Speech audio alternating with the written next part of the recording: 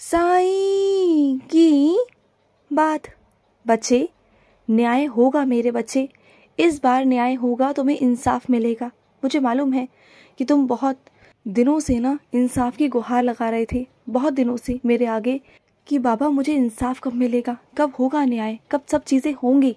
तो लो, वो वक्त आ गया मेरे बच्चे, वो वक्त आ गया, वो समय आ गया कि अब मैं तुम्हें इंसाफ दिलवाऊं। बहुत हो गया मेरे बच्चे, अब तुम्हारे इंसाफ का समय आ चुका है। अब मैं तुम्हें न्याय दिलवाऊंगा, मैं तुम्हें इंसाफ दिलवाऊंगा।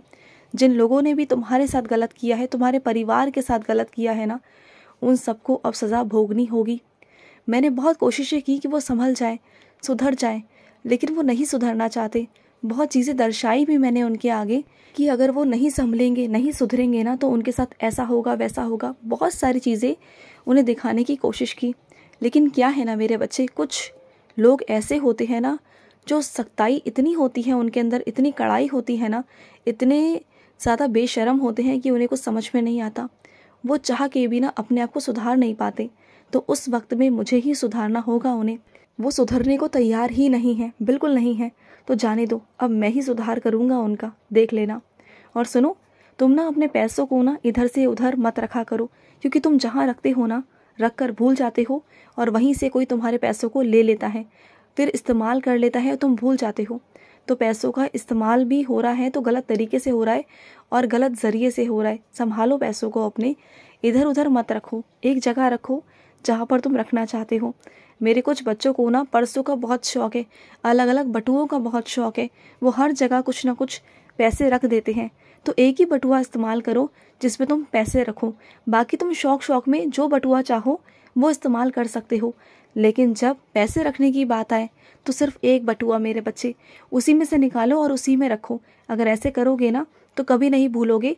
और जो पैसों में गिनती में तुमसे गलती हो जाती है ना, कि इतने रखे थे, कि इतने रखे थे, वो नहीं होगी, क्योंकि तुम्हारी गैर मौजूदगी में तुम्हारे पैसों को टटोला जाता है, चीज़ों को टटोला जाता है, तुम्हारे कमरे को टटोला जाता है इधर से उधर।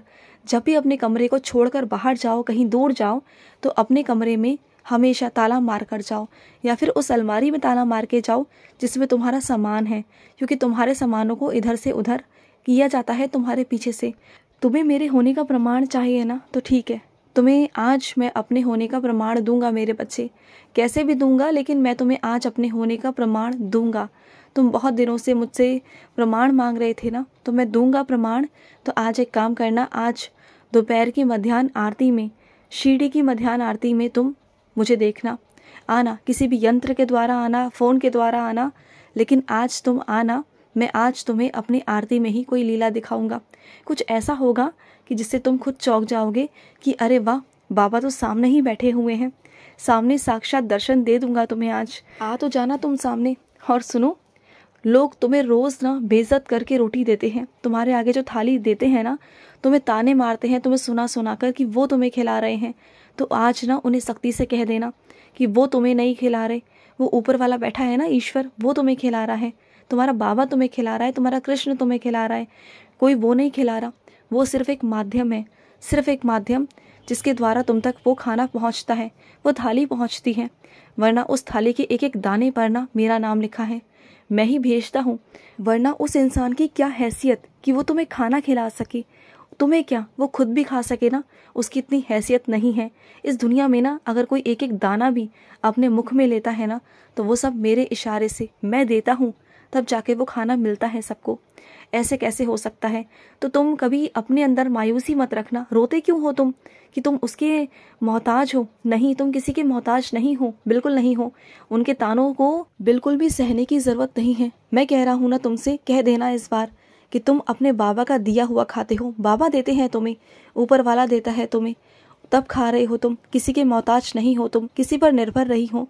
अगर तुम वहाँ नहीं भी रहोगे ना, तुम जहाँ भी रहोगे, जिस कोने में रहोगे दुनिया के, वहाँ भी मैं तुम्हें पहुँचाऊँगा खाना, क्योंकि मैं अपने बच्चों को भूखा नहीं सुला सकता, मैं अपने बच्चों को भूखा देख ही नहीं सकता, बिल्कुल नहीं। और सुनो, तुम्हारे पास ना एक छोटे से महादेव होंगे, है ना? महादेव आए हैं तुम्हारे पास, तो वो यूं ही नहीं आए, वो चलकर तुम्हारे घर पर आए हैं। तुम बहुत मानते हो ना महादेव को, देखो महादेव खुद चलकर तुम्हारे घर पर आए हैं। तो महादेव की रोज़ सेवा करो। उनकी जब तुम सेवा करोगे ना, तो देखना कि तुम्हारे जीवन में कितने परिवर्तन आ जाएंगे, कितना कुछ बदल जाएगा, बहुत कुछ बदलेगा, बहुत कुछ। तुमने महादेव से एक मन्नत मांगी थी उनके मंदिर में, तुम्हारे घर के आसपास के मंदिर में तुमने मन्नत मांगी थी, और उसके बाद से ना तुम गए नहीं। तुम्हें वो मन्नत भी याद दिलाना चाहता था कि जो मन्नत मांगी थी उस मन्नत को पूरा भी कराओ, वहाँ चले जाना, क्योंकि महादेव तुम्हें याद कर रहे हैं बहुत दिनों से। चले जाना उनके पास में। और सुनो, आज जब तुम मेरे मंदिर जाओ ना, तो मेरे पुजारी के लिए कुछ चीज़ ले जाना मेरे बच्चे। एक चाय का कप ही ले जाना, क्योंकि जो मेरा पुजारी है ना, जब वो मंदिर में होता है ना, वो चाय के बहुत शौकीन हैं। जब वो चाय पीते हैं तो उन्हें दिक्कत होती है, उनके घर में भी बहुत दिक्कत है, बर्तनों की बहुत कमी है उनके पास में, चीज़ों की बहुत कमी है, क्योंकि वो मेरी सेवा तो ज़रूर करते हैं, लेकिन उनके पास उतना वेतन नहीं हो पाता जिससे कि वो अपना घर चला सके। तो अगर तुम उनके लिए कुछ ना कुछ ले जाओगे ना, तो मुझे अच्छा लगेगा। अगर मंदिर जाओ तो ज़रूर लेकर जाना। इस बार भले ही तुम मेरे लिए कुछ मत लाओ, लेकिन उनके लिए ज़रूर लेकर आना, क्योंकि तुम मुझे दो या ना दो, मुझे किसी चीज़ की कोई कमी नहीं है, लेकिन अगर तुम मेरे बच्चे को दोगे जो मेरी सेवा कर रहा है ना, तो इससे मुझे बहुत खुशी मिलेगी। क्योंकि जो मेरी सेवा करता है ना दिन रात निस्वार्थ भाव से, हाँ भले ही वो कुछ वेतन लेता है, वो इसलिए क्योंकि वो उसका कर्म है। अगर वो अपने कर्म नहीं करेगा तो अपने बच्चों को, अपने घर वालों को, अपने परिवार वालों को क्या खिलाएगा? उसे कुछ ना कुछ तो कर्म करने होंगे ना। तो बस अगर वो मेरे माध्यम से सेवा कर कर अपने कर्मों को कर रहा है तो क्या बुराई है उसमें? वो उसकी ईमानदारी की रोटी है, और ईमानदारी की रोटी के लिए ना मैं कभी किसी को मना नहीं करता। लेकिन हाँ, अगर तुम उनके लिए कुछ करना चाहोगे ना, तो मुझे बहुत अच्छा लगेगा। तुम कुछ ही दिनों के अंदर अपने घर जाने वाले हो, है ना? अपने घर पर जा रहे हो, तो बहुत सारे काम ऐसे हैं जो तुम्हें वहाँ जाके निपटाने हैं। बहुत सारे काम तुम्हारे अधूरे थे जब तुम अपने घर से छोड़ कर आए थे, लेकिन जब इस बार जा ही रहे हो तो अपने सारे कामों को, अधूरे कामों को करके आना। छोड़ के बिल्कुल भी मत आना, अपने सारे कामों को करके आना, क्योंकि बहुत सारे काम ऐसे हैं जो तुम्हारी गैर मौजूदगी में नहीं हो पाते, जो सिर्फ और सिर्फ तुम ही कर सकते हो। और नहीं तो वो चीज़ें टलती चली जाएंगी और फिर आगे चल के भविष्य में तुम्हें ही परेशानी होगी। तो बात को समझा करो। इस बार जा रहे हो तो सारे कामों को कर लेना, टालो मत। तुम्हारा आदत है कि तुम आलस करके ना कामों को टालने की कोशिश करते हो। एक काम करते हो फिर दूसरा सोचते हो कि बाद में कर लोगे, और वो बात फिर बाद ही रह जाती है। वो कभी दिन आता ही नहीं कि जब वो काम हो सके। तो थोड़ा सा संभल कर। और सुनो, तुम ना जब भी परेशान होते हो ना, तो एक काम किया करो, मेरी साइंस का चरित्र पढ़ा करो, मेरी कथाएं सुना करो, मेरे बारे में तुम गुणगान किया करो, या फिर मेरी कोई भी लीला सुना करो, कुछ भी सुना करो। तुम्हें अच्छा महसूस होगा, तुम्हें अच्छा लगेगा। और मंदिर जाने से पहले ना मेरे आगे दिया जलाकर जाना। आज मंदिर आओगे ना मेरे पास, मुझे तुम्हारा इंतज़ार रहेगा। मैं चाहता हूँ कि जब तुम मंदिर आओ ना मेरे पास, तो खुशी से आओ, और बड़े दिल से आओ, और आराम से आओ। मैं चाहता हूँ कि फुर्सत निकाल कर आओ और मेरे पास बैठो, क्योंकि मंदिर में भीड़ तो बहुत आती है, बहुत भीड़ आती है, अपनी अपनी मन्नतें लेकर, अपनी अपनी इच्छाएं लेकर। लेकिन उसमें से कुछ चुनिंदा बच्चे होते हैं जो सिर्फ और सिर्फ अपने बाबा से, अपने साईं से मिलने आते हैं, वरना सब मांगने ही आते हैं मेरे पास। मुझसे बात करने कौन आता है? सिर्फ कुछ चुनिंदा ही बच्चे आते हैं मेरे पास, जो सिर्फ और सिर्फ मेरा हालचाल पूछने आते हैं, जो मुझसे बात करने आते हैं, वरना सब तो मांगने आते हैं, सब अपनी इच्छाएं लेकर आते हैं। मुझे कोई दुख नहीं कि मेरे बच्चे इच्छाएं मांग रहे हैं। अगर वो मुझसे नहीं मांगेंगे तो किससे मांगेंगे? हाँ, मैं पूरा करने ही बैठा हूँ, लेकिन मैं भी तो उदास हो जाता हूँ ना मेरे बच्चे। मेरा भी तो दिल है ना, मेरा भी मन करता है कि मेरे पास आए, कोई बैठे, मुझसे भी दो बातें करे, मुझसे भी ये पूछे कि साईं आप कैसे हो। जैसे मैं तुमसे पूछता हूँ तुम्हारा हाल चाल, वैसे मेरे पास भी कोई आए, पूछे मुझसे, मुझे कितना अच्छा लगेगा। और ये वही बच्चे कर सकते हैं जो मुझसे दिल से जुड़े हुए हों, जो मेरे हृदय के पास हो।